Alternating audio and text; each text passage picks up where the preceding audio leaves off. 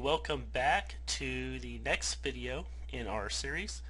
And I went ahead and restarted the computer system, and I ran a new scan just to ensure that in fact all the same errors that the scan originally found would be found again, just to make sure that everything restored properly. And as you can see, everything did restore properly. 1,077 errors found and 0 errors cleaned is exactly how it looked before we did the registry clean. And so at this point, what I want to do is kind of quickly go through these different categories, and I'll share with you, my individual thoughts over these categories, and kind of give you some ideas on maybe ways that you can run your scans. And the first thing I would do is I would not do that.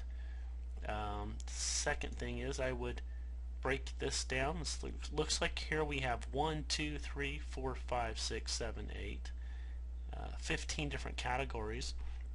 So if you were to break down all 15 of these into 4 groups, roughly that would be about 4 different categories per group, and you could do it that way. That would take about 4 months if you use my system, which is once every month you run 4 of them. If that is too slow of a process for you, then maybe you could double up on that and just do half of the categories one month and the other half the next month, or you could break it down any way that you'd like. Okay, ActiveX OLE COM sections. In my opinion, this is one of the more aggressive ones. Let's look through the rest of these. Let's see, shared DLLs section is probably one of the more aggressive ones. What else? Application paths and system drivers. Okay, so in my opinion, these are the 4 category or 4 scans that probably have a little bit higher risk than the other categories. So probably the best thing to do if you decide you want to chunk this down into sections is to start off with the categories that have less risk and start to eliminate those errors first. And then after you have cleaned those registry files, be sure to restart your computer system and to rerun a scan on those same categories, and any registry files or keys that have been re-added back into the errors. Basically all that means is Windows re-added those keys back to the registry. You'd want to then immediately add those to your ignored list so you don't have to continually address those keys. And then be sure to set your scheduled reminder for each month to begin to attack the next categories. So in summary, that is how I would do it, and I think that it would be a great approach for you as well. Okay, and the final step is the registry defrag.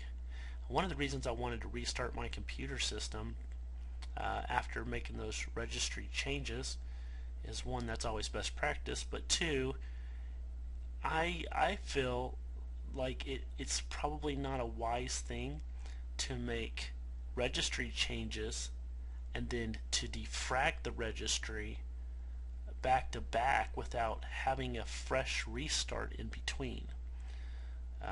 So feel free to adhere to that suggestion or advice if you think it's good information, but in my opinion you really shouldn't start shifting files and merging files until all the files are in the registry or not in the registry according to the most recent change that you made, and a system restart is the only way to ensure that.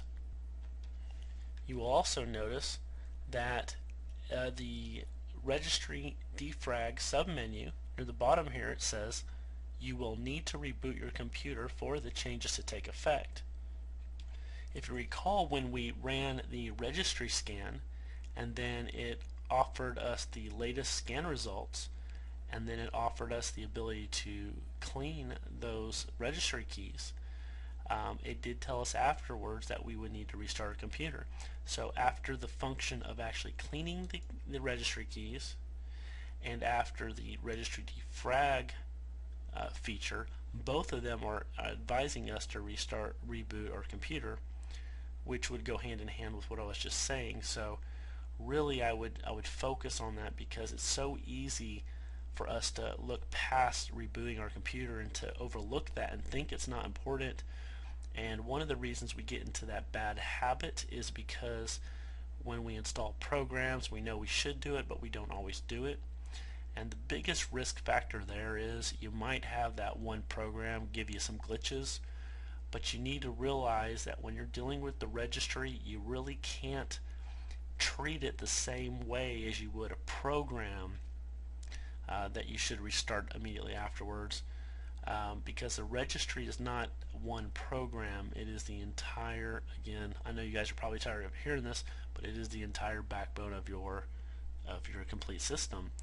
And so it can have a much larger effect by you trying to, you know, get by with less steps. You really need to take the proper steps dealing with the registry.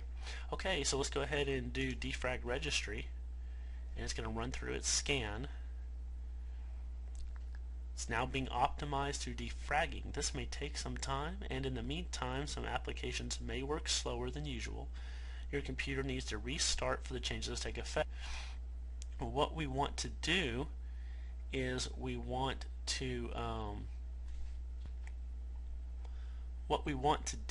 whenever we're running any type of registry utility, we really don't want to do anything else besides let it do its thing. I mean, literally, whenever you are running a program that is working, you know, hand in hand with the registry, it's going to win the rights to the computer system. It's best just to get up, walk away, grab a cup of coffee, knock out another task that has nothing to do with your computer system. I really advise strongly to not try to multitask during registry repairing or editing or optimizing or, you know, defragging. Let it win. Just walk away from the computer is the best advice I feel like I can give you when you're dealing with these type of tools. Okay, that's it. It says your registry has been defragged. It's recommended that you restart your computer. Click forgive me. Click restart now to restart now, or restart manually later. And of course we will restart the computer system. But let's just take a look here and see if it gives us a little report. Okay, that's it. And in summary, wrapping up for the last video of our series, a few suggestions. What I would do first, I would create a system restore point before doing anything to the registry.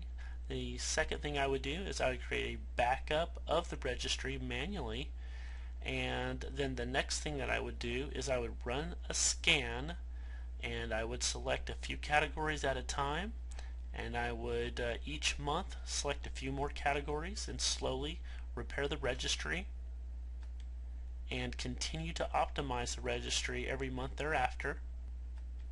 And be sure to go ahead and run a registry defrag and make sure to restart your computer system each time that you defrag and each time that you clean registry keys.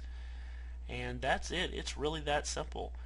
And if you want to go ahead and jump up to the website, and you can go ahead and get a free download and run a free scan and first see if your computer system, how the registry looks, and see whether it really needs to be adjusted or not. I hope that this video series has been helpful, and I look forward to future videos and future communications. God bless.